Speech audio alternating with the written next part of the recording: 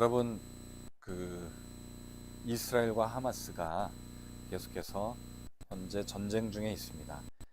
이 뉴스는 예전에 전쟁 사망자가 1000명을 넘었다라는 뉴스는 벌써 몇 개월, 6개월 이상 지난 뉴스입니다. 현재는 이스라엘이 계속해서 또 공습을 하고 있습니다. 많은 사람들이 또 생명을 잃기도 하고 또 다치기도 하고, 하루속히 이 전쟁이 빨리 끝날 수 있도록, 또 평화가 되찾아올 수 있도록 예루살렘을 위해서, 또 이스라엘을 위해서, 또 팔레스타인 사람들을 위해서 기도가 필요합니다. 그런데 이러한 이스라엘과 하마스의 간에, 또 팔레스타인 간에 전쟁이 일어나게 된 계기가 있습니다. 이것은 바로 이스라엘의 독립과 함께 예루살렘이 6.1 전쟁을 통해서 서예루살렘을 회복하면서 이제 현재 충돌이 일어나게 되었습니다. 6.1 전쟁 이전의 경계는 이렇게 하얀색의 이스라엘 영토였다면, 6.1 전쟁 이후에는 이런 가자지구와 서안지구, 골란고원, 그리고 또 이집트에서는 시나이 반도를 얻게 됩니다. 그리고 또 예루살렘은 서예루살렘, 동예루살렘으로 나눠지게 됩니다. 그리고 이 서예루살렘 끝부분에 올드시티라고 하는 또 지역이 있습니다. 이 지역은 현재 이슬람이 점령을 하고 있습니다. 그래서 여기에 과거에 솔로몬 성전이 있었던 곳으로 추측되는 그러한 장소이기 때문에 이스라엘과 유대인들과 또 팔레스타인 사이에 충돌이 계속 있어 왔습니다. 2018년도에는 트럼프 대통령이 미국 대사관을 예루살렘으로 이전하면서 또 이렇게 긴장감이 고조되고 있는 상태입니다.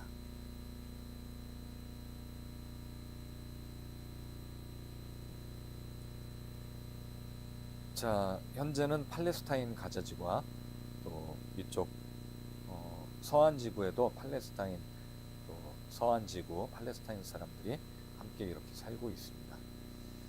여기 보시는 서쪽 벽이죠. 저 멀리 올드시티, 동예루살렘 쪽에는 이슬람 사원이 있는 것을 보게 됩니다. 여기가 이제 황금돔 사원이 있는 곳과 알아크샤 사원이라고 하는 요 지역이 현재는 이슬람에서 관리를 하고 있습니다.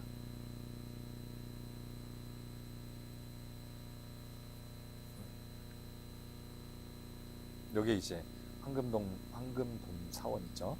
그리고 여기가 알아크사 사원입니다. 현재 이 지역이 예전 솔로몬 성전이 있던 곳으로 추측되기 때문에 유대인들이 이곳에 제3성전을 세우려고 하고 있습니다. 그런데 문제는 실은 성전이라고 하는 것은 하나님께 예배드리기 위한 또 장소이자 또 제사를 드리기 위한 장소입니다. 예배와 제사가 동일하게 볼 수도 있지만, 구약 시대에는 하나님께 제사를 드렸습니다. 그러나 예수님이 온 뒤에는 우리가 이렇게 성전 한 지역에 모이기보다는 우리가 흩어져서 또 집에서도 예배를 드릴 수 있고, 또 교회에서도 다양한 지역에서 예배를 드릴 수가 있습니다. 하지만 유대인들은 예전에 성전을 잃어버렸기 때문에 이 제3성전이라고 하는 것을 계속해서 짓고자 하는 열망이 있습니다. 그래서 이곳 이 알아크사 사원에서 가끔씩 충돌이 있었습니다. 또 이것 때문에 팔레스타인 또 이슬람에서도 계속해서 서로 긴장감이 있는 관계에 있었습니다. 자, 그런데 이번에 이제 팔레스타인 하마스가 공격한 10월 7일 이 전쟁도 알 악사 홍수 전쟁이라는 이름을 갖고 있다고 합니다. 즉 자신들의 사원을 지키고자 하는 그러한 전쟁으로 해석할 수가 있습니다. 자, 그런데 제가 오늘 말씀 에스라서 7장 10절 말씀 에스라서의 배경도 현재 이스라엘과 또 무관하지 않은 것 같습니다. 당시의 에스라서 배경은 남유다가 멸망하고 바벨론 포로로 끌려가 있던 상황을 볼 수가 있습니다. 70년 동안 이스라엘이 완전히 이스라엘 땅이 폐허가 됩니다. 그리고 70년이 끝날 때 바벨론도 멸망을 하게 되는데 그 사이에 멸망 이전에 고레스라고 하는 페르시아 왕이 칙령을 내리고, 즉 이스라엘 사람들이 포로로부터 귀환하라는, 예루살렘으로 또 유다 가나안 땅으로 귀환하라는 그러한 칙령을 내리게 됩니다. 이로 인해서 1차 포로 귀환이 수룹바벨을 통해서 함께, 수룹바벨과 많은 약 5만 명의 유대인들이 포로에서 귀환합니다. 1차 포로 귀환이라고 하죠. 그리고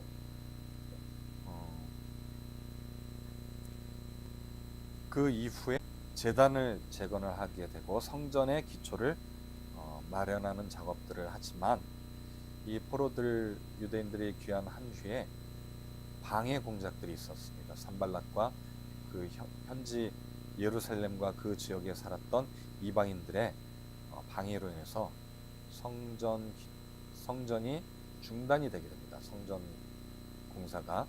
하지만 나중에 또 다시 재개가 되고 아닥사스다 왕, 다리오 왕 때 이것이 재개가 되고 또 완공이 되게 됩니다. 그리고 또한 에스라가 귀환하여 2차 포로 귀환을 또 이끌게 됩니다. 2차 포로 귀환 이후에는 이스라엘 백성들과 함께 성전, 완공된 성전에서 함께 예배드리고 또 말씀을, 율법을 또 가르치는 학자로서 또 제사장으로서 이렇게 사역을 하게 됩니다. 이것이 에스라의 배경이 됩니다. 그런데 준비된 지도자 에스라였죠. 하나님의 계획과 부르심에 따라서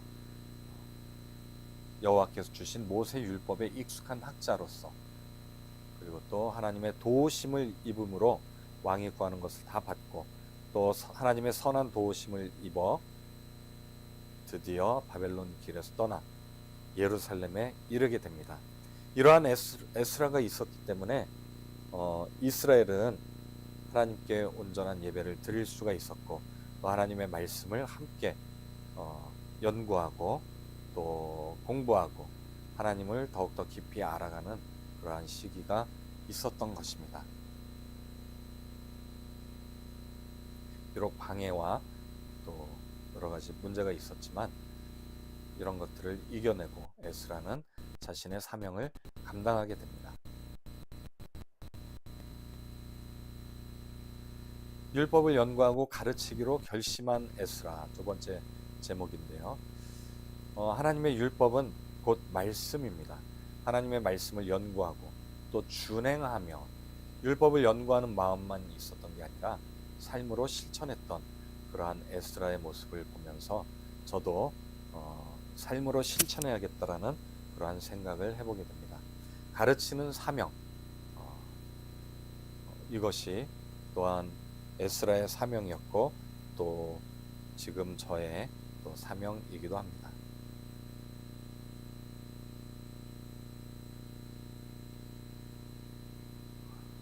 자, 제가 아까 서두에 예루살렘의 날, 이스라엘의 독립과 예루살렘의 날을 때문에 현재 팔레스타인과 충돌이 더 많이 잦아졌다, 그리고 전쟁이 일어나게 된 계기다라고 이야기를 드렸는데, 이 예루살렘의 날, 이스라엘 사람들이 이 하루를 엄청 기뻐합니다. 이하르월 28일, 둘째 달, 유대력으로 성경력 2월 28일, 현대 이스라엘력으로는 이하르월은 8월 달이 됩니다. 8월 달. 유대인들은 이제 7월 달 티시리월이 새해 신년입니다. 첫 번째 달 티시리월부터 시작하는데 이하르월은 이제 여덟 번째 달이 됩니다. 실은 성경력으로 따지면 하나님이 니산월에 이제 새해 첫 달이 된다라고 이야기해 주셨는데 성경력으로는 이하르월은 둘째 달이 됩니다. 그런데 신기한 게 있습니다. 이 이하르월 28일은 예루살렘의 날이었습니다. 6일 전쟁 중에 예루살렘, 서쪽 예루살렘을 회복했던 날인데 제가 이거를 바꾸지 않았네요. 24년도는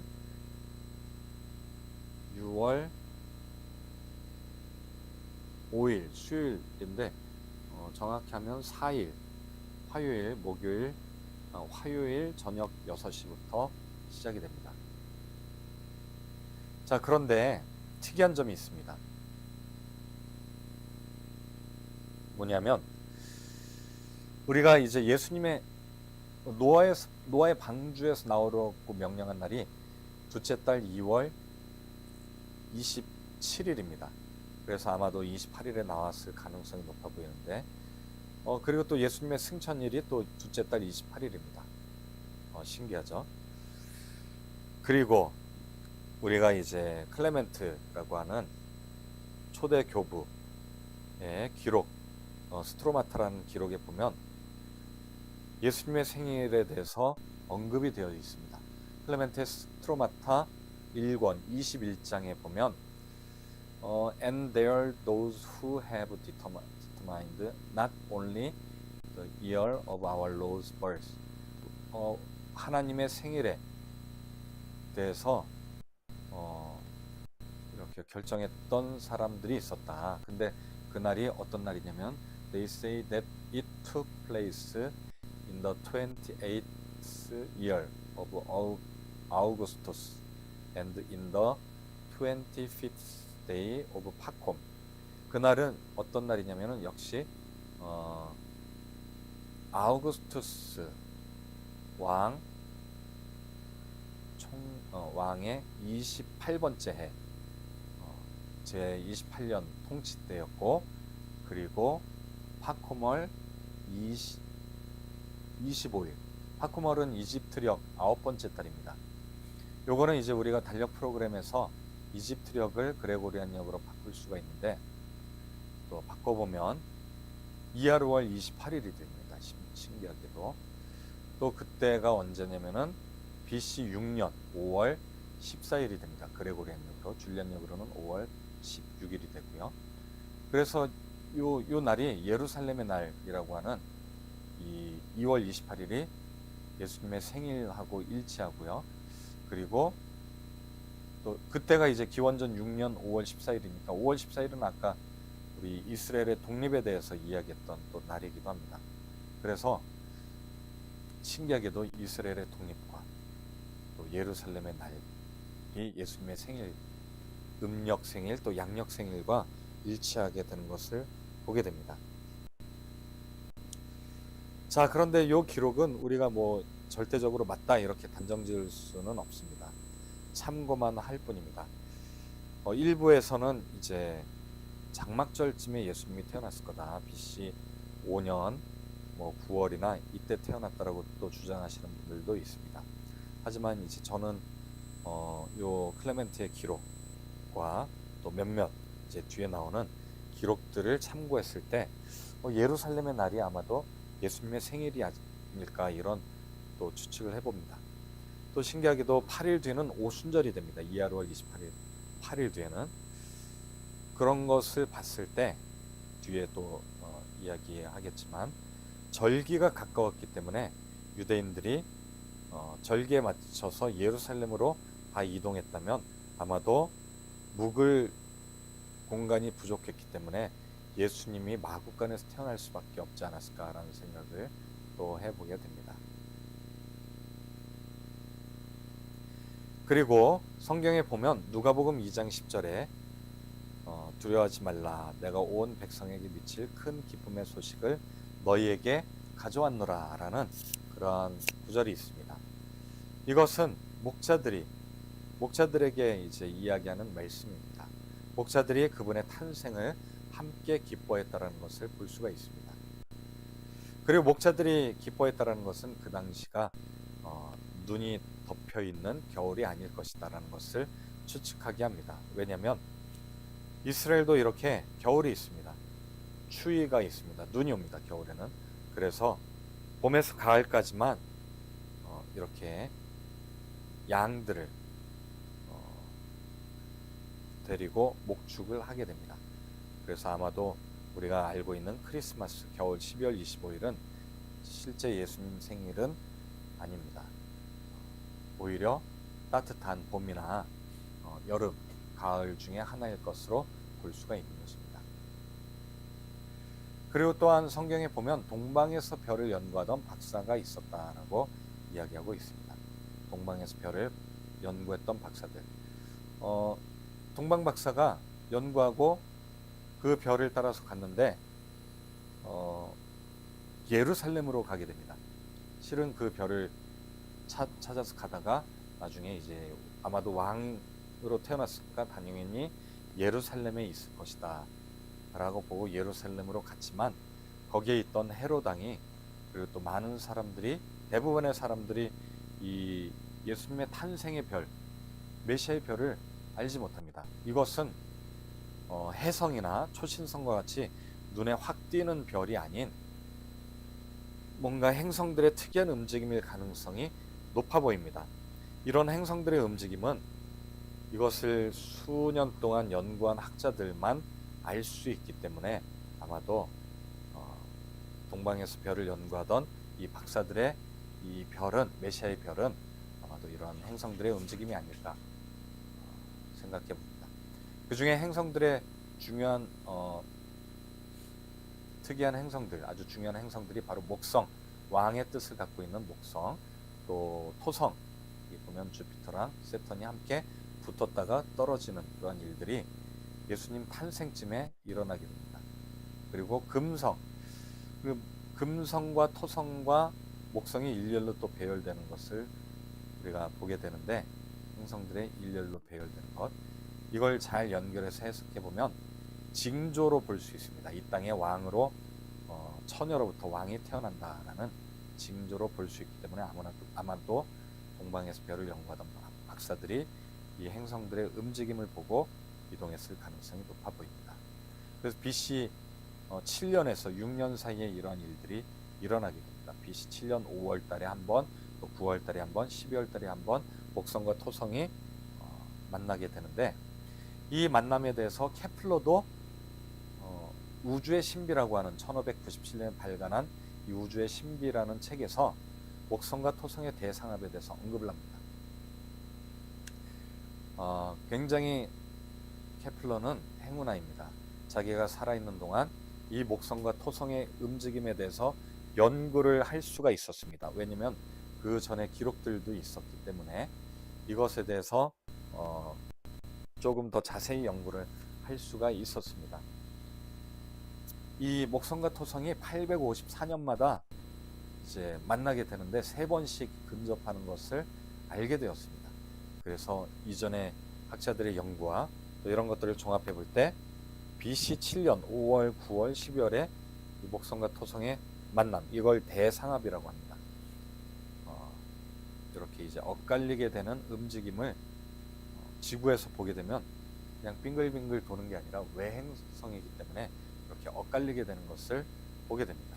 이렇게 왔다 갔다 하는 것을 지구에서 봤을 때는 이렇게 엇갈리게 될 수밖에 없겠죠. 그래서 이제 BC 7년에서 6년 사이에 BC 7년에 아마도 이런 일이 있는 걸 보고 동방 박사들이 출발했을 것이다. 이걸 보고 메시아 탄생의 어떤 신호, 징조로 보고 이제 출발했을 가능성이 높다. 그러면 BC 6년에 메시아가 탄생했을 거다라고 예측을 하게 됩니다.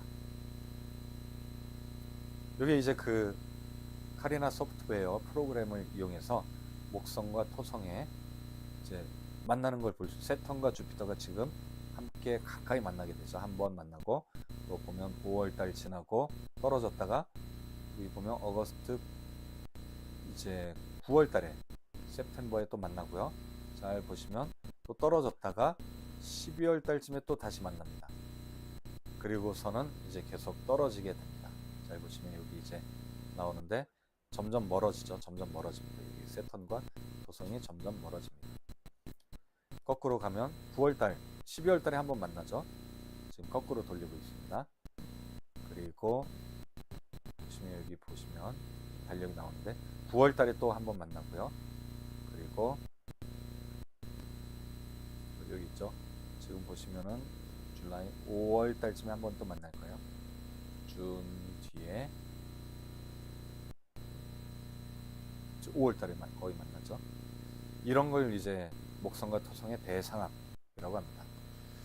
이런 것들을 보고 연구했기 때문에 아마도 동방박사들이 본 별은 이 땅의 왕으로 오실 메시아로 여겼을 것으로 추측이 됩니다. 또 헤롯 왕의 죽음과 예수님 탄생 연도가 관련이 있습니다. 헤롯 왕이 이제 예수님을 죽이려고 했었잖아요. 2살배기 아래는 다 죽이라고 명령했고, 그 이후에 헤롯이 월식 때쯤 죽었다라는 또 기록이 있습니다. 요세푸스 기록에 있고요. 그리고 또 성경에서도 이제 명령을 내리고 얼마 지나지 않아 죽게 되는 그러한 장면이 나옵니다. 그날 밤 달에 월식이 있었다라는 유대 고대사 요세푸스의 제17권 6장 4, 5절에 나옵니다. 이 내용들을 보면 월식이 있었는데 이건 또 우리가 프로그램으로 돌릴 수 있습니다. 헤롯 왕이 죽었을 당시는 BC 4년일 가능성이 높습니다. 악티움 해전 이후 27년이 지났다라는 기록이 또 힌트가 됩니다. 그리고 또 2살배기 아래를 죽였으니까 그렇게 된다면 BC 4년에 죽었다면 BC 6년에 예수님이 태어났을 가능성이 높아 보이고요. 그리고 요거를 이제 우리가 달력 프로그램에서 월식이 일어난 때를 알 수가 있습니다. 그리고 여기 보면 BC 4년 3월 13일 줄리안역으로 3월 13일에 월식이 있었다라는 것을 보게 됩니다. 여기 이제 프로그램을 돌려보면 달이 있죠. 빨간색이 이제 태양의 그림자가 지는 거예요. 그러면 달도 완전히 어둡게 되는 월식이 있게 됩니다. 잘 보시면 BC 4년 3월 13일에 완전한 월식이 있게 됩니다. 이 월식이 바로 예수님의 탄생을 아주 알려주는 중요한 힌트가 되는데, 놀랍게도 요 예수님 탄생일이 BC 6년 5월 14일이라고 했고 헤롯 왕의 죽음의 날짜가 3월 11일 BC 4년 3월 10일이라고 했는데 두 날짜의 차이가 놀랍게도 666일이 됩니다. 우연한 날짜는 아닌 것 같아요. 666이 대적하는 거잖아요. 그리스도를 대적하다. 적그리스도의 숫자이니까 아마도 헤롯 왕이 예수님을 대적했잖아요. 죽이려고 했으니까 적그리스도나 마찬가지입니다. 666과 관련된 숫자가 헤롯 왕의 죽음의 날짜와 예수님 탄생일의 날짜 사이의 차이로 보여집니다. 또 참고로 6.1 전쟁 때 시나이 반도를 얻었다가 반환했던 그 기간이 이제 보시면 6월 7일, 67년 6월 7일에 점령했다가 82년 4월 28일에 반환합니다. 이스라엘과 이제 평화의 조약을 맺는 걸 조건으로 시나이 반도를 반환하게 되죠. 근데 그 반환한 날짜가 5439일이고요. 이게 7로 나눠집니다. 777주 동안 통치를 했다. 완전한 통치를 했다라는 것을 또 숫자를 통해서 또 보여지게 됩니다. 자, 어쨌든 이런 내용들이 있습니다. 그리고 또 그 외에도 예수님의 탄생 시기를 알려주는 말씀이 있는데 누가복음 2장 2절에 예수님 탄생쯤에 지방 총독 구레뇨가 총독으로 일했다라는 말씀이 있습니다. 근데 이 구레노가 일했을 당시에 대한 문헌들을 찾아보면 이제 터툴리안의 기록과 요세푸스 기록을 보면 어느 정도 알 수가 있습니다. 터툴리안은 이제 보시면은 어게인스트 마션이라고 하는 책에 센티우스 세터니너스 총독 당시에 인구 조사가 있었다. 그러니까 이 구레뇨가 조세를 이제 받는 이야기가 나오거든요. 즉 인구 조사를 통해서 호적 등록하고 조세를 등록하는 이야기가 요 누가복음 2장 말씀이 바로 요 세터니너스 총독 때의 인구 조사일 가능성이 높아 보입니다. 그런데 요세푸스는 이제 이 인구 조사에 대해서 조세 등록에 관한 이야기를 악티움 해전 승류 30제 되던 해라고 하면서 구레뇨에 대한 이야기가 나옵니다. 이 악티움 해전 37년째는 AD 6년이 됩니다. 그렇게 되면은 요 누가복음 2장에 BC 아무래도 뭐 4년에서 뭐 한 9년, 6년일 가능성이 높아 보이는데 요 날짜랑은 좀 다릅니다. 그래서 이게 도대체 어떻게 해석을 해야 되나 하는데 이제 보면은 이제 하워드 마샬이라고 하는 사람이 언급된 또 요 문헌에 보면 이 구레뇨가 한 번이 아니라 2번 이렇게 인구 조세 등록을 했었다라는 그러한 기록이 나오고요. 그리고 그 첫 번째가 언제냐면은 바로 여기 이제 세터니너스 총독 때 있었다라고 이야기합니다. 시리아 트와이스라고 여기도 있고. 근데 이제 그때는 잘 보면은 고레뇨라고 돼 있지만 여기 보면은 사투르니스 총독이라고 돼 있잖아요. 구레뇨 총독이 아니라 사투르니스. 그런데 이제 이 총독도 종류가 있습니다. 이 총독 사투르니스는 시빌 거버너고요. 구레뇨는 밀리터리 거버너. 즉 밀리터리면은 아마도 이제 군대를 이렇게 이끄는 그러한 총독의 역할을 했던 것으로 보입니다. 그래서 구레뇨가 이렇게 언급이 되어 있는 것을 보게 됩니다. 성경에 이야기하는 요 시기는 아마도 요 BC 9년에서 6년 사이에 임무를 시행했을 가능성이 높아 보입니다. 그렇기 때문에 아마도 BC 6년, 우리가 7년, 6년 이렇게 생각하는 게 가능성이 높아 보이죠. 구레뇨가 시리아의 총독이었을 때 이 조세 등록은 처음 한 것이라 라고 이야기를 하고 있습니다. 이 조세 등록 때 또 마리아와 요셉이 예수님을 이끌고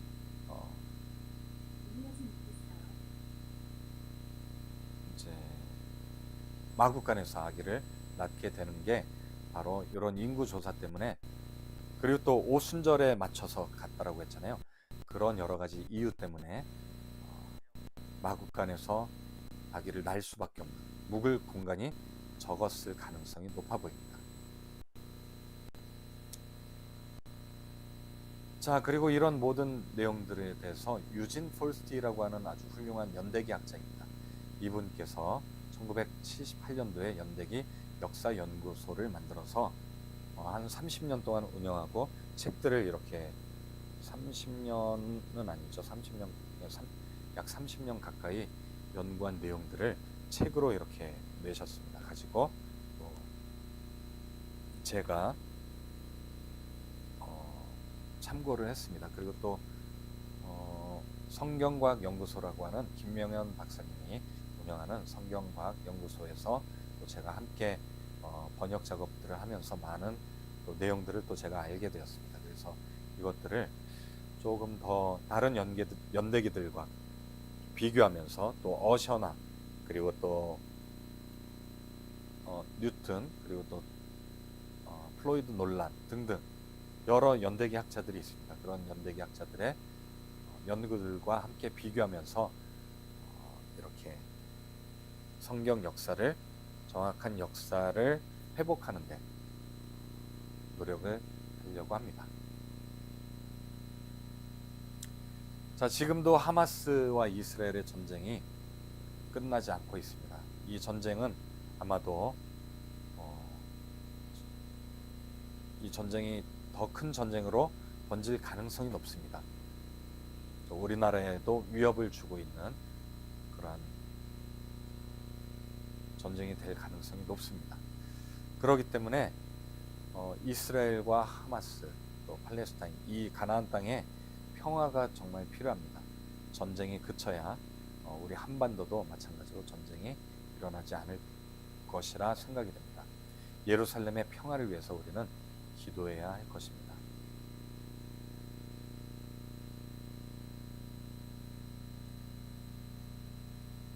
이거 이제 동영상이 한 부분이고요. 그래서 예수님이 이 땅에 오신 목적, 우리를 위해서 영원한 생명을 또한 얻게 하시려고 이 땅에 오셨습니다. 근데 아직도 예수 그리스도를 믿지 아니하는 분들이 너무나 많습니다. 특별히 이스라엘이 가장 또 먼저 회복돼야 될 또 나라가 아닌가라는 생각을 해봅니다. 왜냐하면 이스라엘은 하나님이 또 택한 백성이고 또 그들을 통해서 마지막 때 열방이 변화될 거라고 또 예언을 하고 있기 때문입니다. 이스라엘이 예수 그리스도를 또 믿고 인정할 수 있기를 소망해 봅니다.